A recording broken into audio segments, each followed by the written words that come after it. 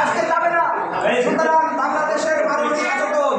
এই পাবলিকে ভুলভাল 3 মাযহাবের সিদ্ধান্ত অনুযায়ী আমরা আমাদের নিজেদের স্বার্থে, নিজেদের নিয়মে, নিজেদের আশরাফুল থানভীর সাহেব, তারপরে রশিদ আহমদ গাঙ্গুহি, তারা দুজনেই বলেছেন পূর্ব প্রান্তের ছাত্রী হয়ে পশ্চিম প্রান্তবাসীকে বা পশ্চিম প্রান্তের ছাত্রী হয়ে পূর্ব প্রান্তবাসী আশরাফুল থানভীর সাহেব তারপরে মিনকাল করে করতে হবে সাদের মিলাদের ভিন্নতা গ্রহণযোগ্য না।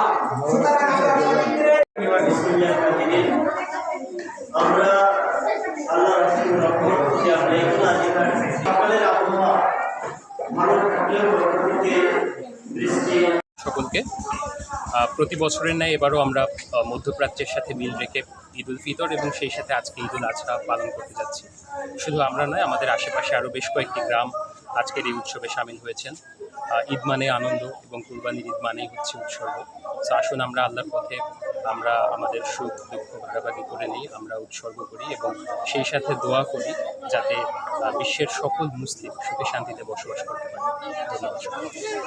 আর আমাদের এইখানে আসলে আবহাওয়ার কারণে ঈদের নামাজটা অনেকটা লেটে হয়েছে, আর পাশাপাশি হচ্ছে না ভাই করেনি এই আসলে একদিন আগে সৌদি আরবের সাথে মিল রেখে আমরা ঈদের নামাজ আদায় করি।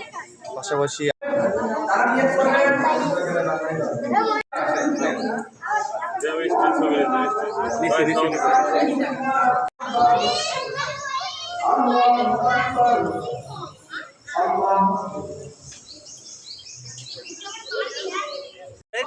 আমাদের পূর্বসূরি অর্থাৎ আমাদের বাপদাদা যারা ছিলেন তারা সৌদি আরবের সাথে মিল রেখেই রোজা রাখতেন, ঈদ উল ফিতরের নামাজ পড়তেন, ঈদ উল আজহার নামাজ পড়তেন এবং আমাদের মূল হচ্ছে আমরা প্রতি বছরের ন্যায় এবারও সৌদি আরবের সাথে মিল রেখে যারা রোজা রাখে, ঈদ উল ফিতরের নামাজ আদায় করি, ঈদ উল আজহার নামাজ আদায় করি।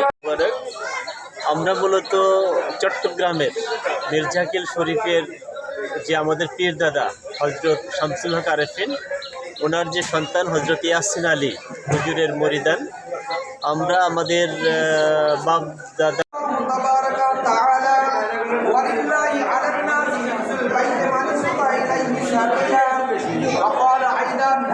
আলুনা কানিল আহিল্লা কুল হিয়া মাওয়াকিতুল নাস। সুতরাং